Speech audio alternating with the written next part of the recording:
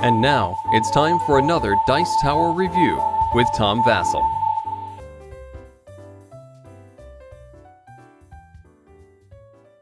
Today I want to talk about Pillars of the Earth Builders Duel, which is the two-player version, looks like, of the Pillars of the Earth, which is the board game version of a book. Okay, Pillars of the Earth Builders Duel has some resemblance maybe to the Pillars of the Earth board game, but they're really very different beasts. I would compare this one more to other games that are similar, like Jambo, a game in which two players are kind of competing for resources and using those resources to build up and build their building first. It's a kind of a bit of a race game, but there is some direct interaction, and there is an interesting mechanic that I haven't seen in a game before. So let's show you what that is. Each player has a different building that they're building, and although the orientations and the pictures are different, they're really exactly the same. Each building is made up of 3 parts, and to build those 3 parts, you need different goods. Players will be collecting different resources, and then over the course of the game, changing those resources into goods. And they'll be able to put those goods, as the game progresses, onto different parts of a building. And when a building has all 3 parts that it's needed, that building is completed. And that player will get a reward. In this instance, they'll get $10 or 10 gold coins. They'll show that that part is completed. If you were the first person to complete all 3 of your buildings, then you're the winner. The game takes place over 4 rounds, and after those 4 rounds, no one has finished building their building, then whoever's the farthest completed at that point wins. But each round, there's an A deck for the first round, a B deck for the second round, an A deck for the third round, and a B deck for the fourth round.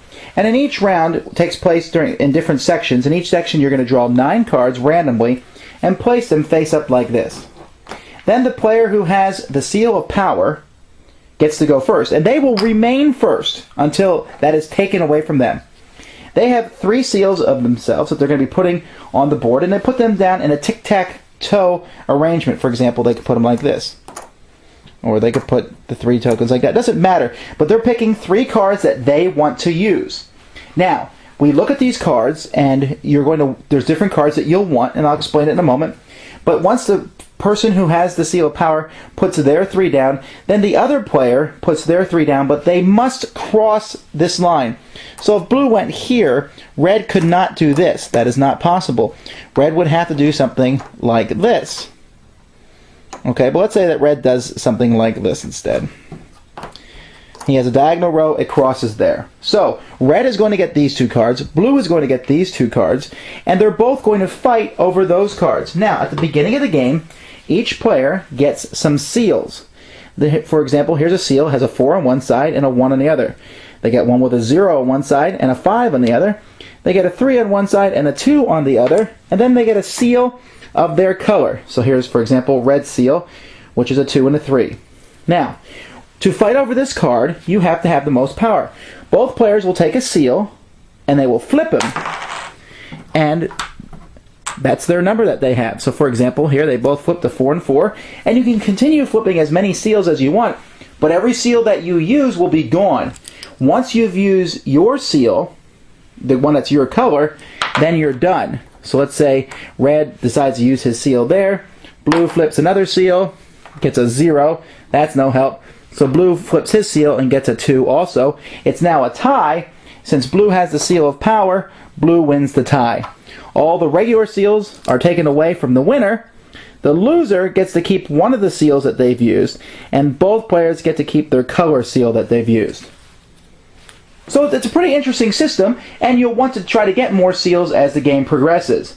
The cards that players get will do various things. For example, this card simply gives you a wood resource. This one lets you change a stone resource into the polished stone, but it costs $1. Lets you change the wood into lumber. This one, if you win this one, you get to go first. And there's several of these cards in the deck. This one gives you 8 gold. This one here is a person, and he gives you the top 2 neutral seals for free. There's a pile of neutral seals, and you get the top 2 of those for free. And notice that that card there is a blue card. The blue card means that only the blue player can use that card. The red player can take the card, but he can't use it. The only reason he would take it would be to stop the blue player from getting it. And you can see down here in the middle, there's a card that's a red player's card. If the card has neither red nor blue on it, then either player can use it. And the cards are different. So the red and blue players are not exactly the same, and they will continue on. At the end of your turn, after you've taken whatever's on your card, you may build parts of your building, only one of the sections, but it will cost money.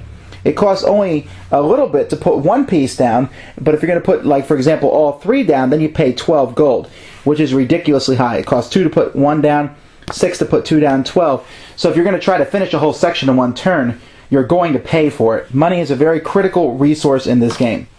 And you just go back and forth until one player wins.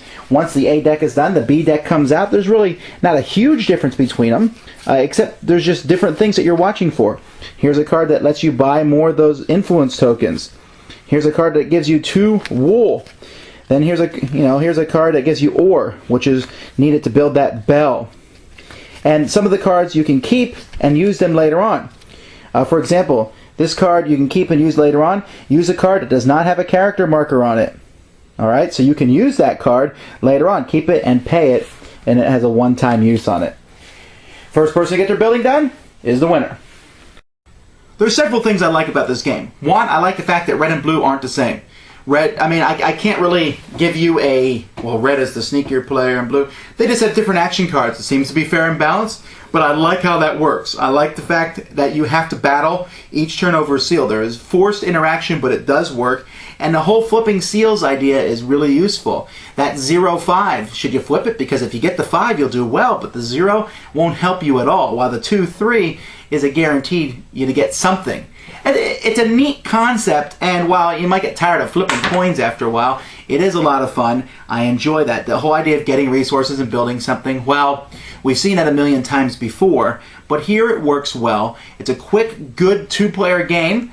It does seem like I've seen a couple games where one person just really ran away with it because the other person didn't get the resources that they needed to build the buildings.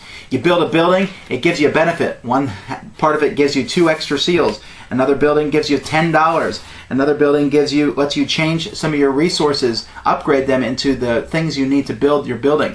So you finish something, you will get ahead faster. There's no benefit to saving up, and trying to do it all at once. It's a small little race game. It certainly feels like one of the Cosmos 2-player games line, and if it would have been one of that line, it would have been one of the best. It's a very good 2-player game. If you like trading and building and stuff, this one works well, and it's not one where you'll ignore your opponent half the game. Thanks for joining us today. For more written, audio, and video reviews, as well as the #1 board game podcast, check out the website at www.thedicetower.com. Until then, this is Eric Summerer, and you've been watching The Dice Tower.